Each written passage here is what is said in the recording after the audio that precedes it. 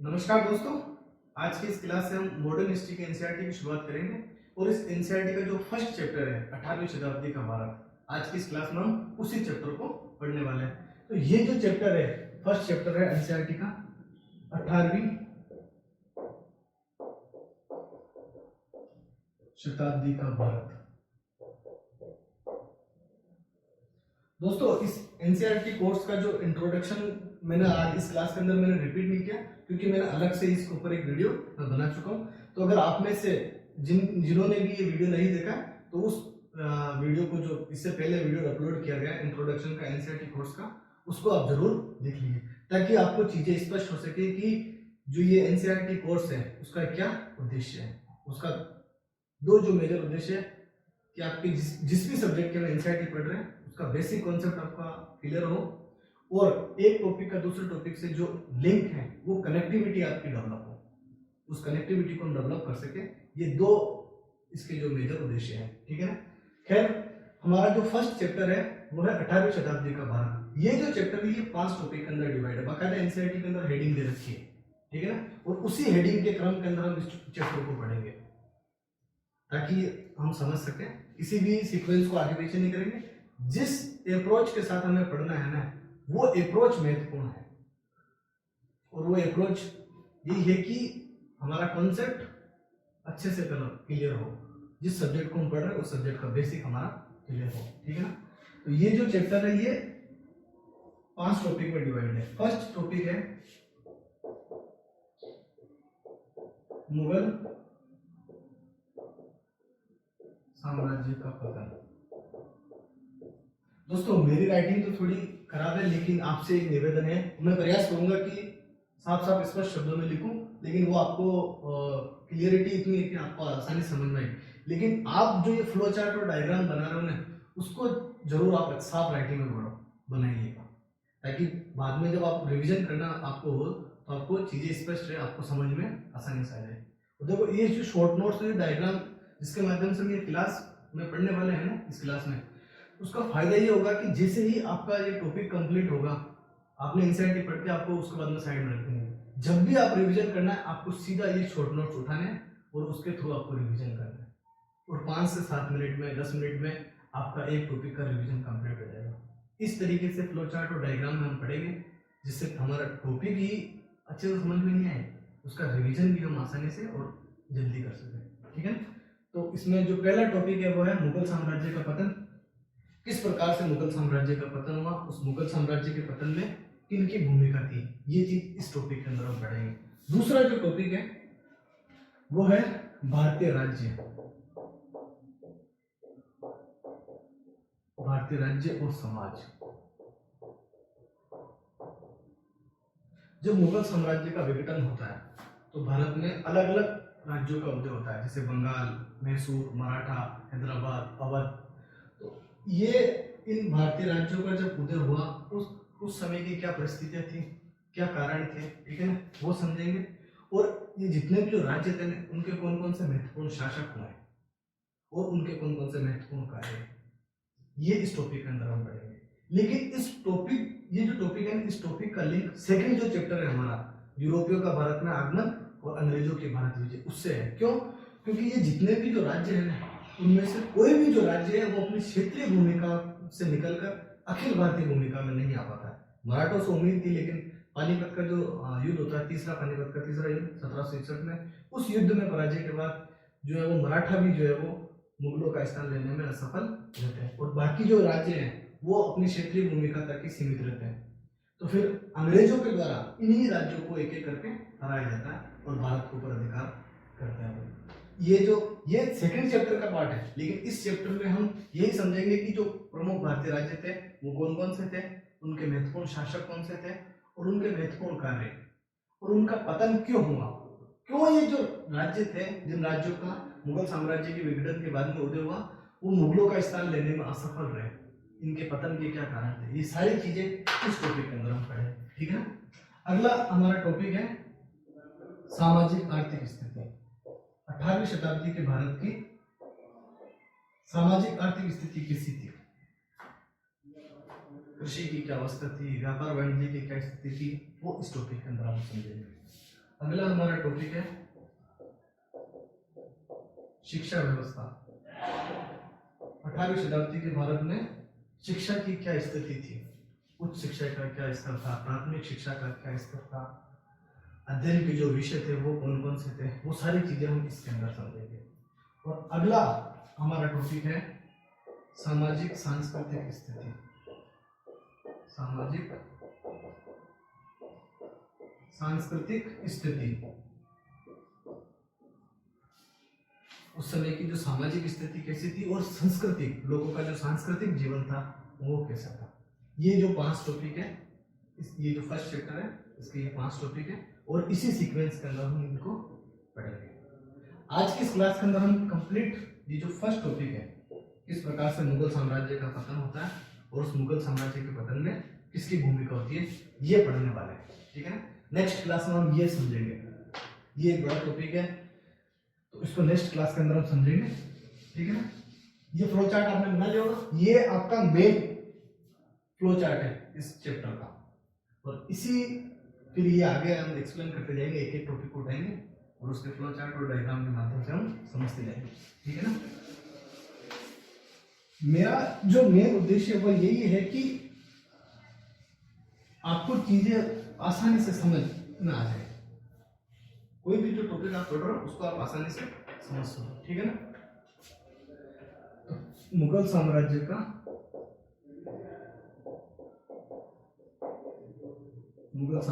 पतन। मुगल साम्राज्य के पतन के 3 कारण थे। पहला कारण था औरंगजेब की भूमिका।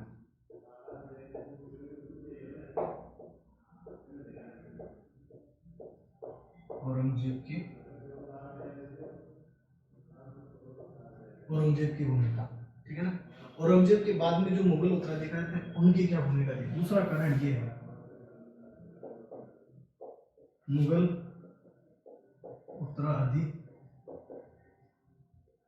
उत्तराधिकारी की भूमिका। और इस मुगल उत्तराधिकारी की भूमिका में हम मुख्यतः 4 शासकों के बारे में पढ़ेंगे। पहला बहादुर शाह, सेकंड जहांदार शाह,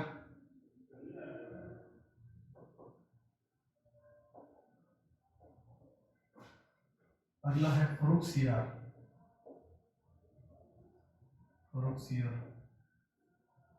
और लास्ट में मोहम्मद शाह।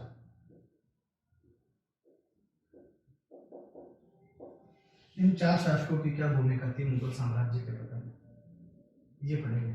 इसके बाद में एक और कारण था, वो था विदेशी आक्रमण या विदेशी हस्तक्षेप।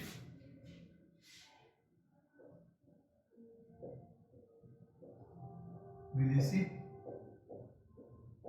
हस्तक्षेप या आक्रमण।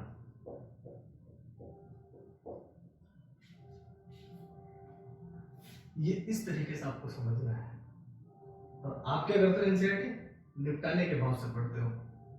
शुरुआत की और खत्म किया, और जब आप एनसीईआरटी बंद करते हो आपसे सवाल पूछा जाएगा, आपको मालूम नहीं रहेगा क्योंकि आपने उस चीज को समझा नहीं।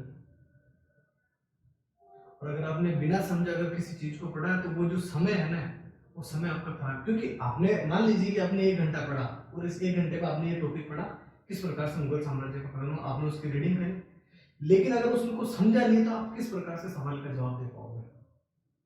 18वीं शताब्दी के जो सबसे महत्वपूर्ण किंग मेकर थे वो कौन थे, किंग मेकर की भूमिका का विकास क्यों हुआ, वो सारी चीजें हम इसी टॉपिक के अंदर हम समझेंगे। ये जो मुगल उत्तराधिकारी थे ना, उनकी क्या भूमिका थी कि मुगल साम्राज्य का पतन होता है या मुगल साम्राज्य का विघटन होता है, ये चीजें हम इसके अंदर समझेंगे। ठीक है ना। तो इसका जो पहला कारण है औरंगजेब की क्या भूमिका थी वो समझते हैं हम कि औरंगजेब की कौन सी नीतियां या फिर कौन से कार्य थे जिसने मुगल साम्राज्य को पर नकारात्मक प्रभाव पड़ा मुगल साम्राज्य के ऊपर। औरंगजेब की भूमिका,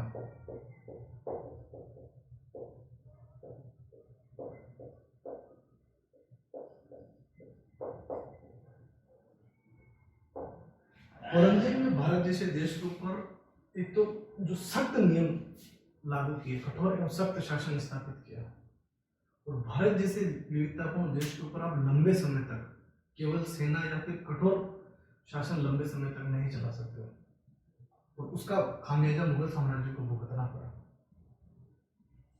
तो औरंगजेब ने का जो कठोर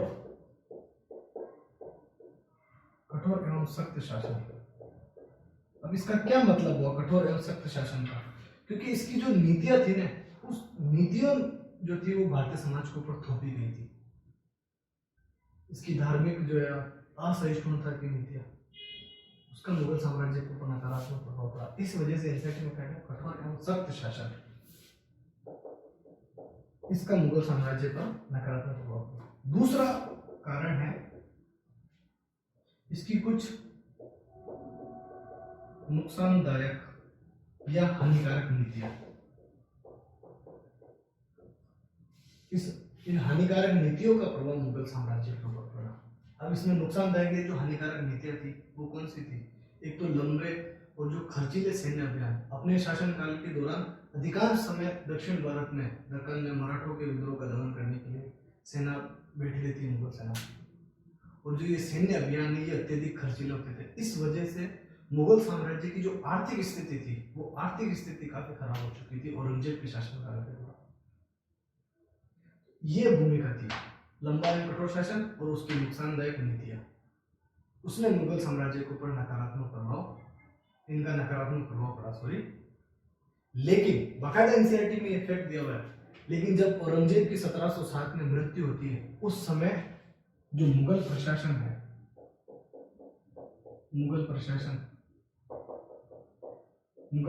प्रभावी होता है। मुगल सेना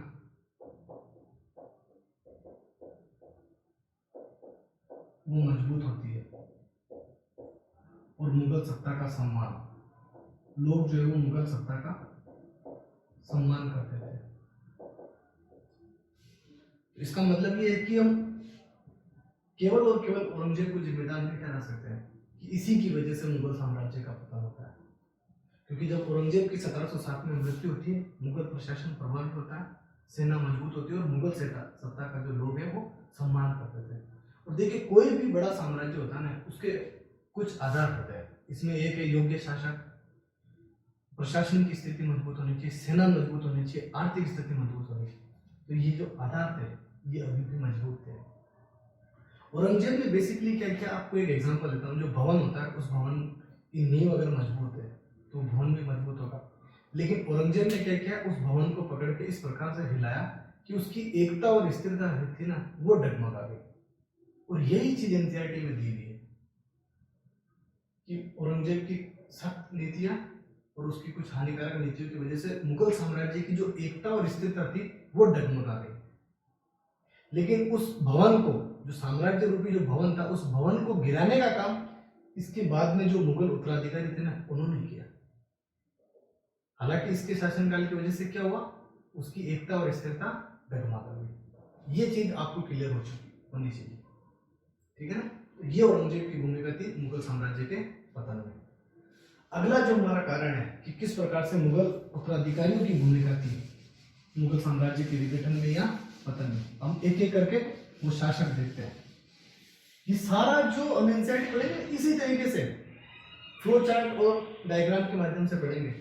और ये जो मैं पॉइंट आपको लिख रहा हूं, ये सारे की पॉइंट है। इन की पॉइंट को आपको उतारना है और इनका रिवीजन करना है। इसके बाद में केवल एक बार ये आपका लेक्चर कंप्लीट हो, एक बार आपको एनसीईआरटी पढ़ लेनी है। उसके बाद में आप केवल और केवल जो शॉर्ट नोट्स हैं इसी के माध्यम से आपको रिवीजन करना है। ये इसीलिए मैं बार बार रिपीट कर रहा हूँ इस चीज को, ताकि आप इस चीज को अच्छे से समझ जाए और आपका समय खराब नहीं हो, ठीक है ना। तो अगला जो टॉपिक है वो है अगला जो हमारा कारण है वो है मुगल उत्तराधिकारियों की भूमिका। मुगल उत्तराधिकारियों की भूमिका में हम सबसे पहले देखेंगे, ये लिखता हूँ सीधा, क्योंकि वो पहले फ्लो चार्ट में मैंने बना चुका हूँ। बहादुर शाह की भूमिका।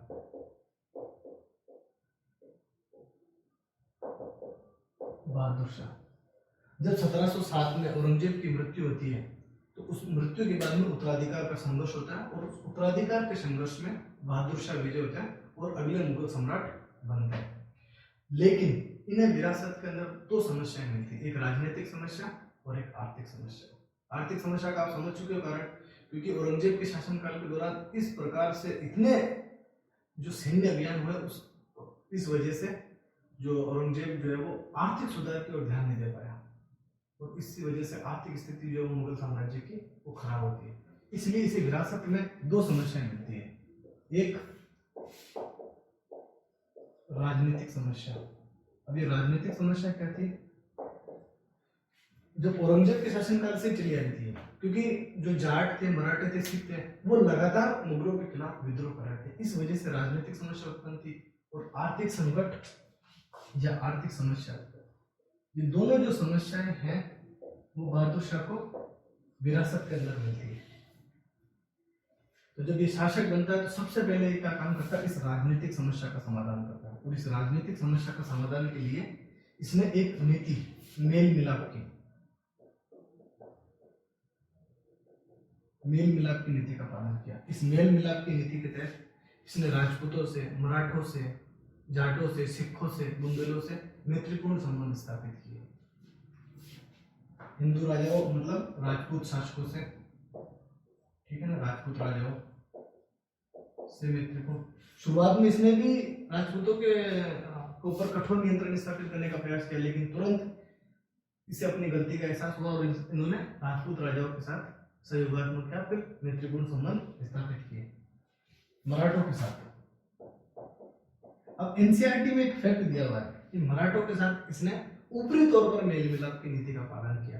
अब ये ऊपरी तौर पर मेल मिलाप की नीति का पालन क्यों किया, उसका कारण था, औरंगजेब जब मुगल सम्राट था तो औरंगजेब ने 1689 यानी 1689 में जो शिवाजी थे उनके पोते साहू और संभाजी के पुत्र इन्हें मुगल सेना के द्वारा गिरफ्तार किया था। तो ये मुगल कैद खाने में होते हैं। लेकिन जब औरंगजेब की मृत्यु होती है कब, 1707 में, और शासक कौन बनता है, बहादुर शाह। तो इस बहादुर शाह के द्वारा साहू को मुगल कैद खाने से रिहा कर दिया जाता है। लेकिन इस समय कब, 1707 में, जो मराठा होते हैं, मराठों का नेतृत्व ताराबाई, ये आपको उतारना नहीं है, मैं आपको समझाने के लिए बता रहा हूं कि क्यों मराठों के साथ जो बहादुर शाह ने जो नीति अपनाई थी वो ऊपरी तौर पर मेल मिलाप की नीति, उसे क्यों कहा गया वो समझे। तो 1707 में जब साहू को रिहा किया जाता है, उस समय मराठों का नेतृत्व इसकी चाची ताराबाई के द्वारा किया जाता है, वो कर रही होती है मराठों का नेतृत्व। तो अब इन दोनों के बीच में, साहू और ताराबाई के बीच में मराठों का नेता कौन होगा, इसके लिए संघर्ष होता है और गृह युद्ध की स्थिति उत्पन्न हो जाती है। इसी वजह से कहा जाता है कि बहादुर शाह ने मराठों के साथ, क्यों, क्योंकि साहू को इसने रिहा तो किया लेकिन आपस में लड़ने के लिए छोड़ दिया, किसी भी जो है वो मराठों का नेता स्वीकार नहीं किया, फिर मराठों का नेता घोषित नहीं किया, ताकि मराठे आपस में लड़ते रहे और वो मराठे मुगलों के खिलाफ किसी प्रकार का कोई सैन्य अभियान नहीं कर सके। इसी वजह से कहा गया कि ऊपरी तौर पर मेल मिलाप की नीति का पालन किया। इनके साथ, मराठों के साथ, जाटों के साथ इनके मैत्रीपूर्ण संबंध थे, बुंदेलों के साथ मैत्रीपूर्ण संबंध थे। शुरुआत में सिखों के साथ भी इसके मैत्रीपूर्ण संबंध होते हैं।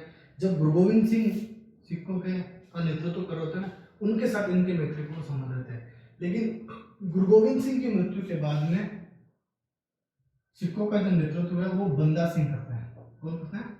बंदा सिंह। ये आगे चल के बंदा बहादुर के नाम से प्रसिद्ध होता है, ठीक है ना। तो जब गुरु गोविंद सिंह के समय तक सिखों के साथ बहादुर शाह का मैत्रीपूर्ण संबंध रहता है, लेकिन गुरु गोविंद सिंह की मृत्यु के बाद में उनका जो शिष्य बंदा सिंह, वो सिखों का नेतृत्व करता है और मुगलों के खिलाफ विद्रोह की शुरुआत करता है, और इस विद्रोह का दमन जो है वो बहादुर शाह के द्वारा किया जाता है। ये इस प्रकार से इसने राजनीतिक जो समस्या थी उस राजनीतिक समस्या का समाधान किया, लेकिन इसके द्वारा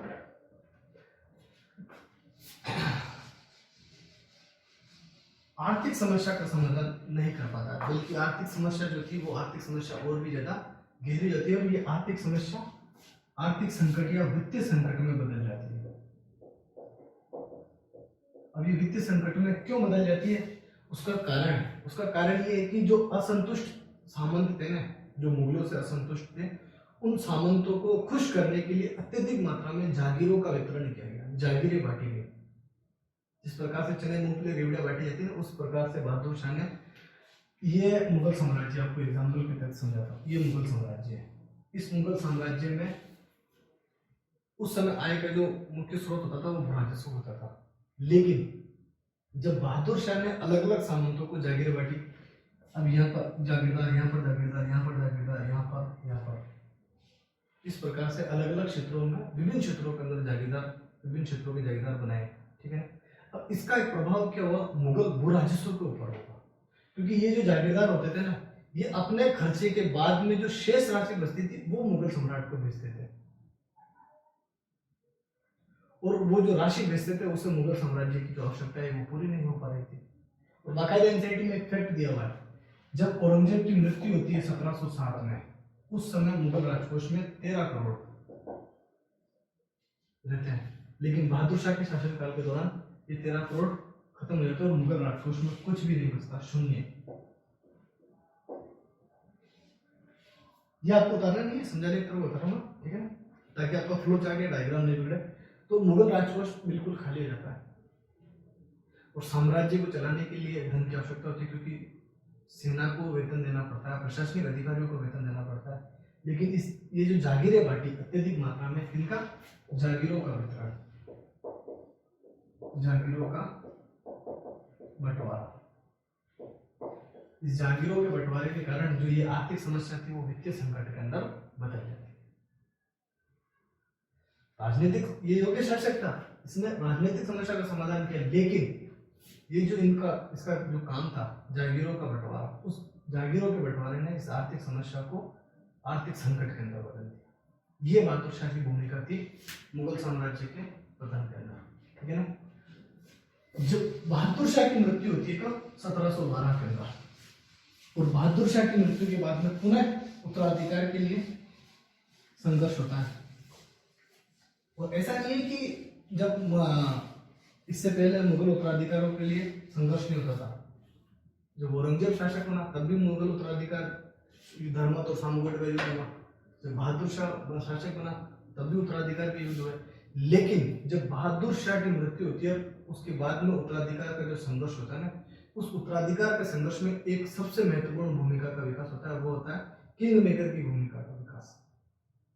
ये एक नई विशेषता जमी जाती है मुगल साम्राज्य के साथ, क्योंकि इससे पहले उत्तराधिकार के जो युद्ध होते थे, उस उत्तराधिकार के युद्ध में जो सामंत होते थे वो केवल सैनिक सहायता प्रदान करते थे, लेकिन अब इन सामंतों की राजनीतिक महत्वाकांक्षा इतनी बढ़ चुकी होती है कि ये खुद मुगल सम्राट बनने के सपने देखने लगते हैं। इस वजह से किंग मेकर की भूमिका का विकास होता है, ठीक है ना। तो अब ये आपको समझना है कि बहादुर शाह के बाद में अगला शासक कौन बनता है, जहांदार शाह। थोड़ा इसको ठीक से समझ देता हूं मैं, जहांदार शाह।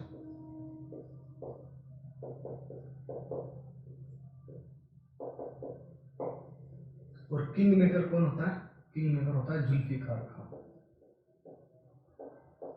जुल्फिकार खान, इसी की सहायता से जो है वो जहांदार शाह मुगल सम्राट बनता है। अगर जहांदार शाह किस प्रकार का शासक होता है ये आप देखिए, ये आपको लिखने की आवश्यकता नहीं। अयोग्य शासक, दरबारी शिष्टाचार का अभाव, किस प्रकार का दरबार में व्यवहार करना है उसका अभाव, इसके अलावा भ्रष्ट और चापलूस व्यक्तियों का प्रभाव। अब आप सोचिए, ऐसा शासक इतने बड़े साम्राज्य को संभाल पाएगा, उसका विघटन नहीं होगा तो क्या होगा। तुलना कीजिए आप अकबर से, अकबर के दरबार में 9 रत्न थे, उनकी सलाह से मुगल साम्राज्य सुदृढ़ होता था। ये जो भ्रष्ट और चापलूस व्यक्ति थे वो जहांदार शाह को सलाह देंगे, उससे मुगल साम्राज्य सुदृढ़ हो गया, मुगल साम्राज्य का पतन नहीं होगा। इस वजह से कहा गया कि मुगल उत्तराधिकारियों की भूमिका थी मुगल साम्राज्य के पतन। और ये अयोग्य जो शासक थे इन्हीं की वजह से किंग मेकर की भूमिका का विकास होता है। और ये है जहांदार शाह जुल्फिकार खां का हाथों की कठपुतली बनकर था, जो वास्तविक सत्ता शक्ति होती वो किसके पास होती है? जहां जुल्फिकार खां के पास। और इसके द्वारा सबसे पहले धार्मिक सहिष्णुता की नीति का पालन किया था। इस नीति के तहत जो औरंगजेब की नीतियां थी उसमें तेजी से परिवर्तन किया था, क्योंकि जुल्फिकार खां को समझ में आ चुका है कि भारत जैसा जो विविधतापूर्ण समाज है उसमें हम कठोर नीतियां के माध्यम से या फिर नीतियां थोप के शासन में जो है वो लंबे समय तक नहीं चला सकते। इस वजह से इसने औरंगजेब की नीतियों में परिवर्तन किया और जजिया कर को समाप्त किया। इसने बहादुर शाह के समय जो मेल मिलाप की नीति या फिर जो मैत्रीपूर्ण संबंध थे उस नीति के अंदर निरंतरता रही। यानी जो मैत्रीपूर्ण संबंध थे, मैत्रीपूर्ण संबंध वो इसने भी जो है वो कंटिन्यू रखे। बाकायदा जो राजपूत शासक थे उस समय के, जयपुर का सवाई जय सिंह और जोधपुर का अजीत सिंह, उनको मालवा और गुजरात के सूबेदार बनाता है। जो महत्वपूर्ण मुगल प्रांत होते हैं उनका सूबेदार बनाता है और उनको उपाधियां दी जाती है। मराठों के साथ इसके मैत्रीपूर्ण संबंध, जाटों के साथ, बुंदेलों के साथ, ये मैं लिख नहीं रहा हूँ, ये आपको एक ही पॉइंट आपको ध्यान रखना है कि मैत्रीपूर्ण जो संबंध था उसके अंदर निरंतरता होनी। लेकिन सिखों के साथ, क्योंकि बंदा बहादुर ने मुगलों के खिलाफ जो है वो विद्रोह की शुरुआत कर ली, तो उनके साथ जो है वो संघर्ष चलता रहता है। ठीक है ना, ये चीज। और इसके द्वारा क्या किया जाता है, जो ये आर्थिक समस्या थी ना, उस जो जहां बहादुर शाह के समय जो आर्थिक समस्या थी, उस आर्थिक समस्या के समाधान के लिए इसने एक व्यवस्था, इजारेदारी व्यवस्था की शुरुआत की। कौन सी व्यवस्था? इजारेदारी। इस इजारेदारी व्यवस्था के तहत ये क्या थी, ये समझ लिए। जितने भी जो मुगल साम्राज्य है, इसमें ये सामंत जमींदार जो थे ना, ये एक ठेके के ऊपर बना लेती, यानी कि आप साल भर में निश्चित मात्रा में मुगल सम्राट को बुरा राजस्व दीजिए, उसके बाद में आपकी जितनी इच्छा हो उतना आप किसानों से वसूल कीजिए। लेकिन इस इजारेदारी व्यवस्था से भी आर्थिक समस्या का समाधान नहीं हो पाता। क्यों नहीं हो पाता? क्योंकि पहले ये जागीरदार तो थे नहीं, जागीरदार जब नहीं थे तो यहाँ से जो मुगल भू राजस्व अधिकारी थे वो भू राजस्व वसूल करते थे और वो सारा का सारा भू राजस्व मुगल सम्राट को मिलता था। लेकिन अब एक निश्चित मात्रा में भू राजस्व मुगल सम्राट को मिलता था और उससे साम्राज्य की जो आवश्यकताएं थी वो पूरी नहीं हो पा रही थी। इसलिए आर्थिक संकट जो है वो बना रहता है, कंटिन्यू बना हुआ रहता है। तो इजारेदारी व्यवस्था की शुरुआत करी, लेकिन इससे जो आर्थिक संकट है, आर्थिक संकट या आर्थिक समस्या का समाधान नहीं हो पाता है। और जब जुल्फिकार किंग मेकर होता है तो इसके खिलाफ दरबार के अंदर गुटबंदी या षड्यंत्र होना शुरू होता है, क्योंकि शासक जो है वो अयोग्य होगा तो दरबार में गुटबंदी या शक्ति संघर्ष और ये षड्यंत्र तो आम बात है। तो जुल्फिकार के खिलाफ षड्यंत्र, दरबारी षड्यंत्र की शुरुआत होती है और इसको सत्ता से हटाते कौन? सैयद बंधु। और जहांदार शाह की जगह कौन शासक बनता है? फर्रुखशियार। अगला जो मुगल सम्राट कौन है? वो फर्रुखशियार। किन की सहायता से बनता है? सैयद बंधुओं की सहायता से। और एक साल में ही जुल्फिकार खान जो है वो सत्ता से बाहर हो जाते हैं। एक साल में कोई व्यक्ति क्या काम कर पाएगा? ठीक है, तो अगला जो मुगल सम्राट है वो कौन है? फर्रुखशियार। और वो किसकी सहायता से? सैयद बंधु। सैयद बंधुओं के बारे में बाकायदा एनसीईआरटी में लिखा हुआ है।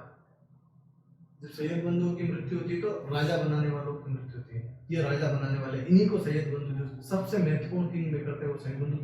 इनका मुगल सम्राट पर इतना नियंत्रण था कि बाहर घूमने जाना या नहीं जाना है इसकी परमिशन भी सैयद बंधुओं से लेनी पड़ती थी। एक वजीर थे और एक सेनापति थे। तो अगला जो मुगल सम्राट है वो है फर्रुखशियार। और किंग मेकर कौन है? सैयद बंधु। इनकी सहायता से जो ये मुगल सम्राट बनते हैं। थोड़ा पेन में चेंज कर लेता हूँ, हल्का चल रहा है।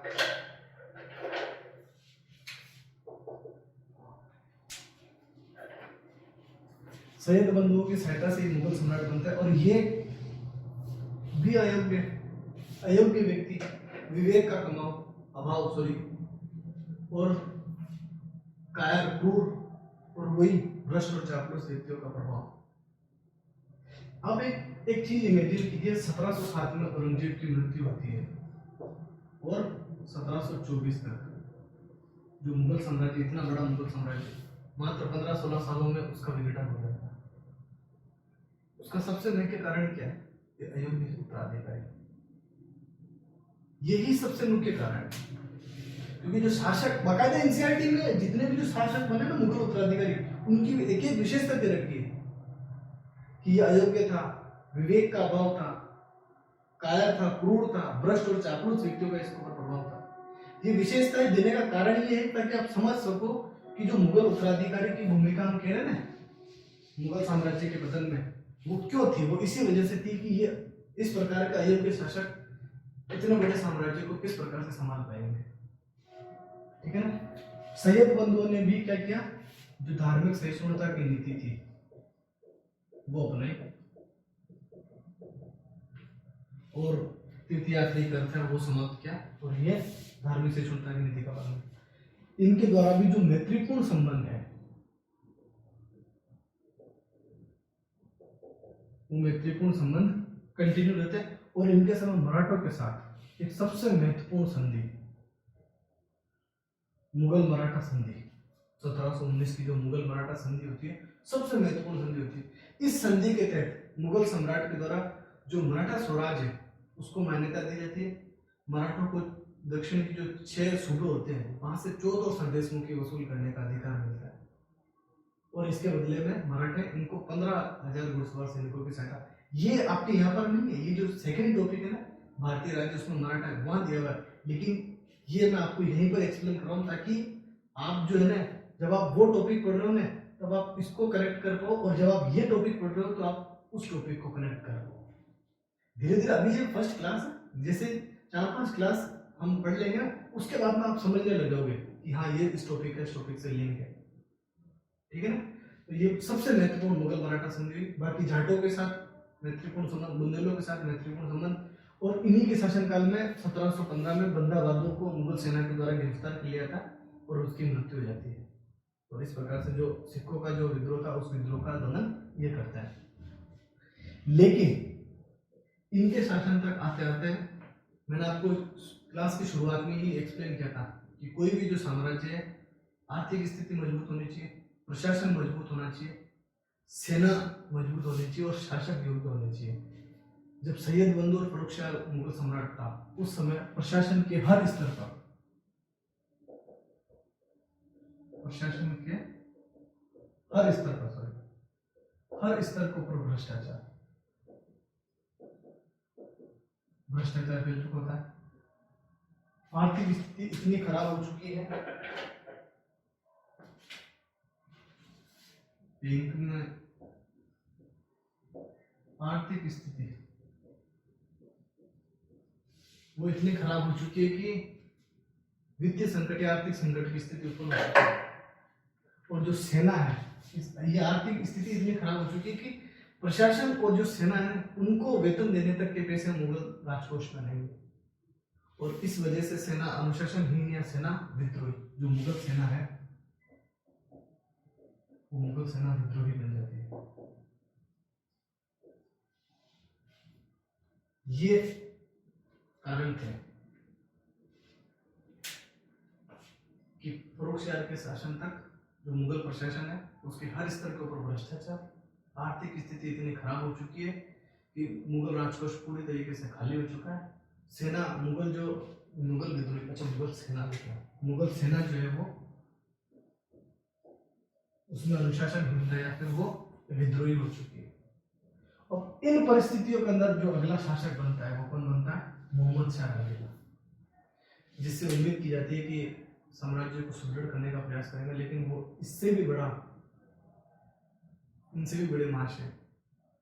कुछ काम में सुबह उठ के गाना बजाना और सुनना, विलासिता और अक्रमण्यपूर्ण जीवन, भ्रष्ट चापलूस व्यक्तियों का प्रभाव, वो क्या साम्राज्य को बचाएंगे? तो इन सैयद बंधुओं के खिलाफ किसके द्वारा? निजाम उल मुल्क के द्वारा षड्यंत्र किया जाता है और ये दरबार जो षड्यंत्र है वो इतना बढ़ चुका है कि हर 4-5 साल के अंदर नया मुगल सम्राट बना।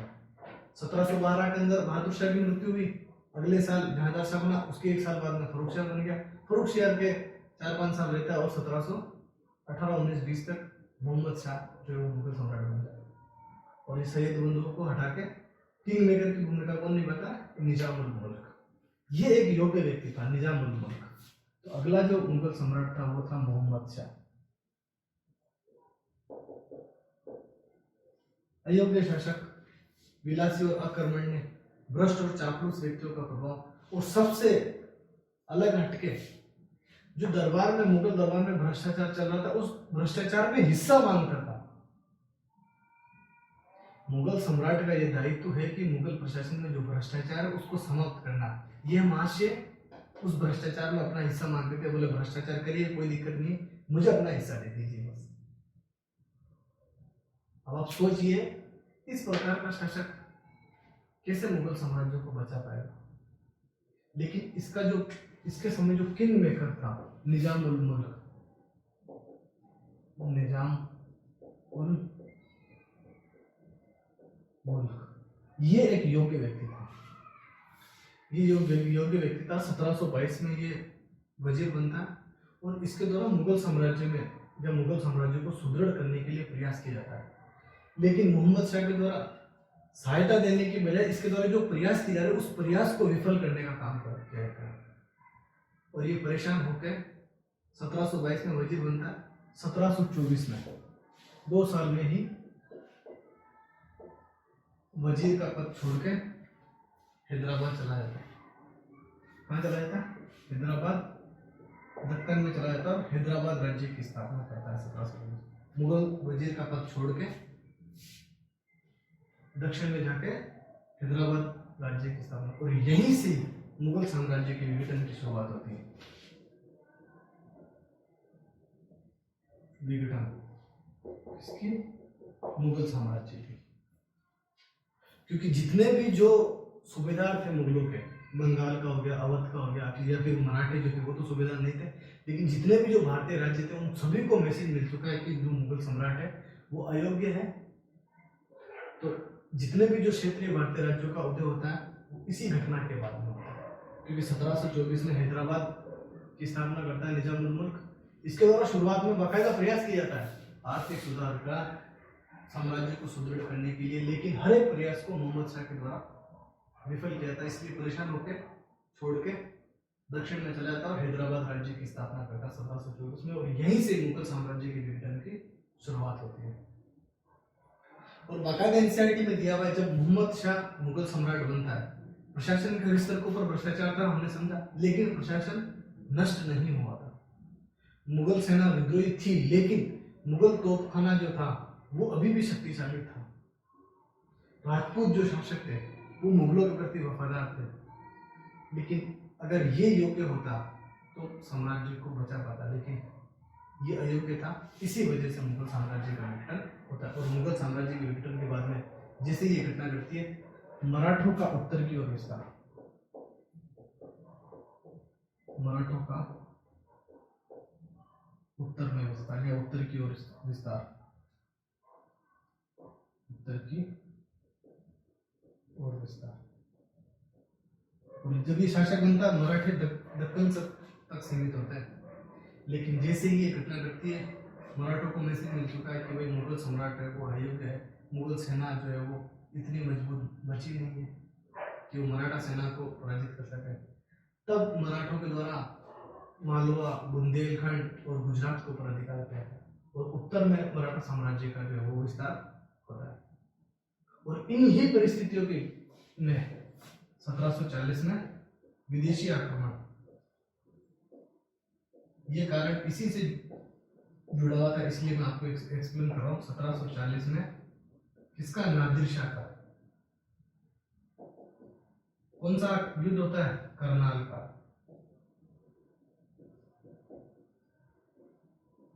करनाल का। और इस युद्ध में मुगल सेना को बुरी तरीके से पराजित करता है नादिर शाह, और मुगल दरबार में आके मोहम्मद शाह रंगीला को बाकायदा मुर्गा बनाता है, बंदी बनाता है। हिंदुस्तान का सम्राट एक विदेशी आक्रमणकारी का बंदी बन के रह जाता है। और यहाँ से दिल्ली को, इसकी सेना के द्वारा दिल्ली को लूटा जाता है और मुगल दरबार में आके जो शाहजहां का तख्त ताऊस था और कोहिनूर का जो हीरा था वो लेके जाता है। अब और यहीं से किनको मैसेज मिलता है? यूरोपीय कंपनियों को। ये जो मैं बता रहा हूँ आगे एक्सप्लेन करने वाला हूँ, ये सेकंड जो चैप्टर है हमारा किस प्रकार से उससे उसका इससे लिंक है इस टॉपिक से, इसलिए मैं आपको यहीं से ही यूरोपियों को मैसेज मिल चुका है कि मुगल साम्राज्य जो था वो कमजोर हो चुका है और इसके बाद में वो भारतीय राजनीति में हस्तक्षेप करना शुरू कर देते हैं यूरोपीय कंपनियां, अंग्रेज और फ्रांसीसी। लेकिन उस समय पश्चिम में जो है वो मराठे काफी शक्तिशाली होते हैं, तो वहां उन्हें हस्तक्षेप करने का अवसर नहीं मिलता है। उधर बंगाल में मुर्शिद कुली खां के बाद में अलीवर्दी का शासन होता है, तो वहां पर भी वो एक शक्तिशाली बंगाल के अंदर शासक होता है, तो वहां भी हस्तक्षेप करने का उन्हें अवसर नहीं मिल पाता है। लेकिन 1748 में किनकी, निजामुल मुल्क, ये जो जिन्होंने निजामुल मुल्क ने हैदराबाद की स्थापना की, इनकी मृत्यु हो जाती है। कब होती है? 1748 में। 1748 में मृत्यु होती है और कर्नाटक में और हैदराबाद में जो नवाब का पद है उसके लिए गृह युद्ध की स्थिति उत्पन्न होती है और यहीं से ही जो है वो यूरोपीय उनको अवसर मिलता है, क्योंकि पश्चिम में मराठा मजबूत है और पूर्व में बंगाल में अलीवर्दी खां का शासनकाल होता है और वो एक मजबूत शासक था, शक्तिशाली शासक था। लेकिन दक्षिण भारत के अंदर अंग्रेजों को और फ्रांसीसियों को हस्तक्षेप करने का अवसर मिलता है और यहीं से ही वो भारतीय राजनीति में हस्तक्षेप करते हैं। लेकिन जो मैसेज मिलता है वो इस युद्ध से मिलता है। ये लिंक है, हमें इस तरीके से समझना है कि एक टॉपिक का दूसरे टॉपिक से क्या लिंक है। खैर ये जब सेकंड चैप्टर हम पढ़ेंगे उस समय मैं आपको पूरा डिटेल में एक्सप्लेन करूंगा, लेकिन ये लिंक आपको समझना जरूरी है। इस प्रकार से मुगल साम्राज्य का पतन होता है और जब नादिर शाह की मृत्यु होती है, कब? 1748 में। 1748 में नादिर शाह की भी मृत्यु होती है, तो इसका जो सेनापति होता है अहमद शाह अब्दाली, वो अफगानिस्तान में अपना राज्य स्थापित करता है और उसके द्वारा जो है आक्रमण किया जाता है। समझ गया? ये जो इसके अलावा विदेशी आक्रमणकारियों में अहमद शाह अब्दाली का जो आक्रमण है वो 1761 का पानीपत का युद्ध होता है। इस पानीपत के युद्ध में, पानीपत का युद्ध क्या होता है? मराठों का उत्तर की ओर विस्तार करते हैं, उस उत्तर की ओर विस्तार के क्रम में ये आगे बढ़ते हुए जो पंजाब के ऊपर अहमद शाह अब्दाली का अधिकार होता है और वहां अहमद शाह अब्दाली का प्रतिनिधि शासन कर रहा होता है। लेकिन मराठों ने पंजाब के ऊपर आक्रमण किया और अहमद शाह अब्दाली को पराजित किया। इस वजह से अहमद शाह अब्दाली और मराठों के बीच में युद्ध की स्थिति उत्पन्न होती है और वो युद्ध पानीपत का तीसरा युद्ध होता है और इस युद्ध में मराठा सेना की बुरी तरीके से हार होती है। मराठा सेनापति इस युद्ध में, पानीपत के तीसरे युद्ध में सदाशिव भाव होते हैं और मराठों के का जो स्वप्न था अखिल भारतीय मराठा साम्राज्य की स्थापना, वो स्वप्न टूटता है, उनकी राजनीतिक प्रतिष्ठा को आघात लगता है और इस समय तक 1761 तक अंग्रेज जो है वो प्लासी का युद्ध हो चुका है, बंगाल उनके नियंत्रण में आ चुका है। तो उस युद्ध के बाद में बाकायदा एनसीईआरटी में लिखा हुआ है कि इस युद्ध ने हिंदुस्तान का अगला शासक कौन होगा ये तय नहीं, ये किया कि हिंदुस्तान का अगला शासक कौन नहीं होगा, वो कौन नहीं होंगे, वो मराठे नहीं होंगे। ये दिया हुआ है कोटेशन। और अंग्रेजों की भारत विजय थी ना, उसका जो रास्ता है वो साफ कर देता है। ये लिंक थोड़ा विदेशी आक्रमण का इसके साथ जुड़ा हुआ था, इस वजह से मैंने आपको यहीं पे एक्सप्लेन किया, ठीक है। इसके बाद में शाह आलम 1759 के अंदर शासक बनता है और वो इतना अपने वजीर से इतना डरता है कि दिल्ली में ही नहीं रहता, अवध के अंदर शरण ले रखी थी उसने। अवध का जो नवाब था उसके पास शरण ले रखी थी और उसी समय बंगाल का जो शासक था आपदस्त मीर कासिम, वो भी अवध के अंदर शरण लेने के लिए पहुंचता है और इन तीनों की संयुक्त सेनाओं का युद्ध इनके साथ होता है, अंग्रेजों के साथ, और बक्सर का युद्ध होता है। उस बक्सर के युद्ध में बुरी तरीके से इन तीनों की संयुक्त सेनाओं को अंग्रेज पराजित करते हैं और अंग्रेजों को किसकी, बंगाल, बिहार और उड़ीसा की दीवानी यानी वहां की जमींदारी जो है वो प्राप्त होती है और जो मुगल सम्राट होता है वो यूरोपियों का यानी अंग्रेजों का केवल एक पेंशन भोगी बन के रह जाता है। लेकिन हमें ये यहीं तक ही समझना था, वो आगे इसमें है लेकिन वो एक मैंने आपको समझा दिया, एक्सप्लेन कर दिया फिर आगे चल के महादजी सिंधिया थे, वो महादजी सिंधिया की सहायता से उन्हें दिल्ली के अंदर लेकर आते शाह आलम को, मुगल सम्राट। लेकिन 1803 तक जो है वो दिल्ली और उसके आसपास के सभी क्षेत्रों पर अंग्रेजों का अधिकार हो जाता है। पुनः जो मुगल सम्राट होता है वो अंग्रेजों का पेंशन भोगी बनकर रह जाता है। लेकिन मुगल साम्राज्य के पतन में ये जो महत्वपूर्ण 4 शासक थे ये सबसे महत्वपूर्ण थे, इसीलिए एनसीईआरटी में इनको थोड़ा डिटेल के अंदर एक्सप्लेन किया है। तो ये जो हमारा फर्स्ट टॉपिक था किस प्रकार से मुगल साम्राज्य का पतन हुआ वो हमने कंप्लीट समझ लिया। नेक्स्ट क्लास में हम ये देखेंगे कि जब मुगल साम्राज्य का पतन होता है उसके बाद में जो विभिन्न भारतीय राज्यों का उदय हुआ उसके क्या कारण थे, कौन कौन से वहाँ के महत्वपूर्ण शासक थे, उनके क्या कार्य थे, और कोई भी जो शासक है वो मुगल साम्राज्य जब कमजोर हुआ तो इनका स्थान नहीं ले पाता है। यानी जो मुगलों के पश्चात जो राजनीतिक रिक्तता की स्थिति उत्पन्न होती है उस राजनीतिक रिक्तता की स्थिति को कोई भी राज्य भर नहीं पाता है। यानी अपनी क्षेत्रीय भूमिका से निकलकर कोई भी जो राज्य है वो अखिल भारतीय भूमिका नहीं निभा पाता। उसके क्या कारण थे, उनके पतन के क्या कारण थे, वो नेक्स्ट टॉपिक के अंदर हम पूरा डिटेल के अंदर समझेंगे। धन्यवाद दोस्तों।